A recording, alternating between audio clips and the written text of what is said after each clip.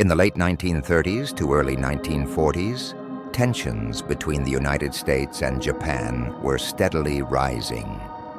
Japan, facing severe resource shortages, began expanding its influence in Asia.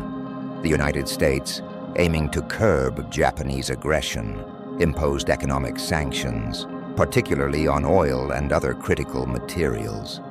These sanctions severely impacted Japan's industrial and military capabilities, further straining the relationship between the two nations. By late 1941, diplomatic efforts had failed, and both countries were on the brink of war. In late November 1941, a secret high-level meeting took place in the Imperial General Headquarters in Tokyo. The atmosphere in the meeting room was tense and solemn as military leaders gathered around a large map of the Pacific. Admiral Isoroku Yamamoto, a strategic mastermind, proposed a bold plan, a preemptive strike against the United States Pacific Fleet, targeting Pearl Harbor in Hawaii. He believed that such a surprise attack would cripple the U.S. naval power and buy Japan the necessary time to secure its interests in Southeast Asia and the Pacific. The plan was met with both support and apprehension, but ultimately, the decision was made to proceed. In early December, 6 Japanese aircraft carriers and supporting ships set out secretly from the home islands, heading eastward across the Pacific. The fleet was under strict radio silence to maintain the element of surprise. On the decks, fighter planes, torpedo bombers, and dive bombers were meticulously prepared. Pilots reviewed their mission plans, knowing the gravity of their task.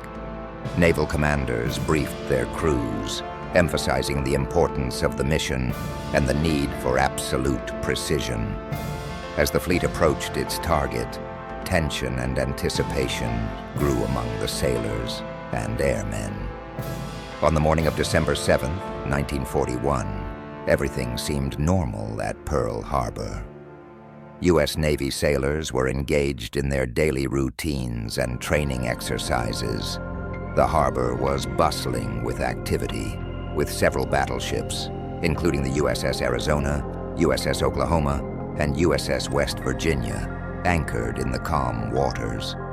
The sun had just risen, casting a golden glow over the scene, unaware of the impending catastrophe. At 7:55 a.m., the first wave of Japanese attack planes suddenly appeared over the mountains of Oahu. Fighters, torpedo bombers, and dive bombers descended on Pearl Harbor from all directions. The surprise was total. Explosions and gunfire shattered the morning calm. The USS Arizona was among the first to be hit, with a torpedo striking its ammunition magazine, causing a massive explosion that tore the ship apart and sent flames and debris skyward.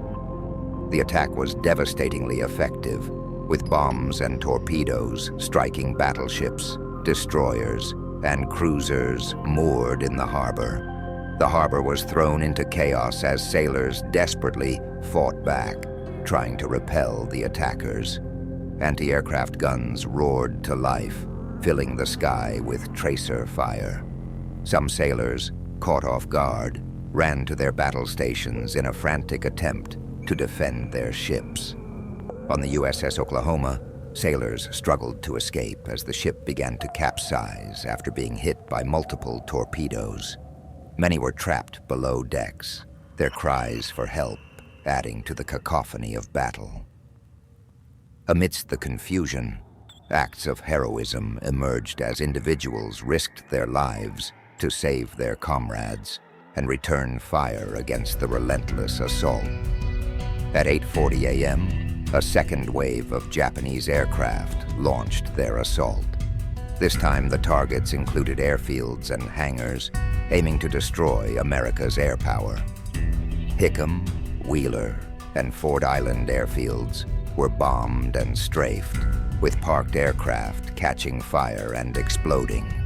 Ground crew members and pilots attempted to get planes airborne to fight back, but many were destroyed before they could take off. The damage to the airfields and aircraft was extensive, severely limiting the U.S. ability to mount an immediate aerial defense.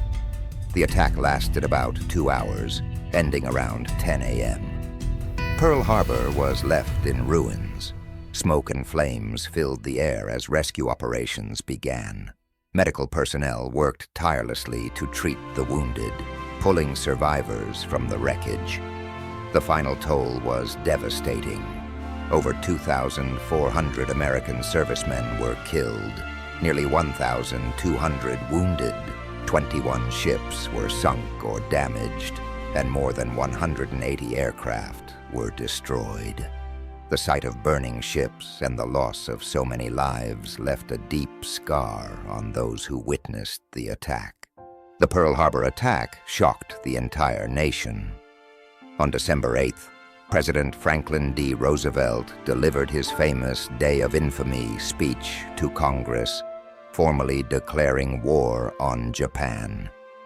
His words resonated with a nation in mourning and anger, emphasizing the suddenness and severity of the attack, and calling for national unity to face the impending war. Congress responded with an overwhelming vote in favor of war, marking the United States' entry into World War II. The film concludes with a retrospective montage highlighting the significant impact of the Pearl Harbor attack. This event not only led to a full-scale war between the United States and Japan, but also reshaped the entire Pacific War theater. The United States entered a total war state, mobilizing its vast industrial and military resources to ultimately achieve victory 4 years later. The final narration reflects on the lessons learned from Pearl Harbor, the importance of vigilance, the cost of complacency, and the enduring value of peace. The closing scenes show the memorials and tributes to those who lost their lives, serving as a solemn reminder of the sacrifices made and the resilience of a nation united in the face of adversity.